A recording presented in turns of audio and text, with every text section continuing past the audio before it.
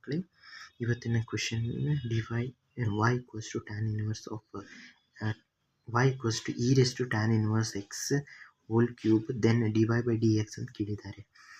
dy by d x ಅಂದರೆ first of all e raise to ಏನಾದರೂ ಇದ್ದರೆ ಅದು ಹಾಗೆ ಬರೆಯೋದು ಡಿಫ್ರೆನ್ಷಿಯೇಟ್ ಮಾಡಿದ ನಂತರ tan inverse of x cube ಆಗುತ್ತೆ.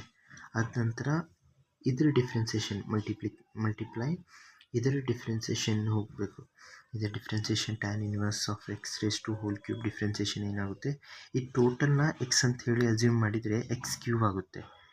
ಎಕ್ಸ್ ಕ್ಯೂಬ್ ಥರ ಅಸ್ಯೂಮ್ ಮಾಡಿದರೆ ಎಕ್ಸ್ ಕ್ಯೂಬಿನ ಡಿಫ್ರೆನ್ಸಿಯೇಷನ್ ಎಕ್ಸ್ ಸ್ಕ್ವೇರ್ ಆಗುತ್ತೆ. ಸೊ ಇದನ್ನು ಹೀಗೆ ಬರೀತಿದ್ದೇನೆ, 3 multiplied into tan inverse of X square ಆಗುತ್ತೆ. ಓಕೆ, ನೆಕ್ಸ್ಟ್ ಆಗುತ್ತೆ ಟ್ಯಾನ್ ಇನ್ವರ್ಸ್ ಎಕ್ಸಿಂದ ಡಿಫ್ರೆನ್ಸಿಯೇಷನ್. ಸೊ ಇದು ಬರುತ್ತೆ 1 divided by 1 plus X square ಆಗುತ್ತೆ.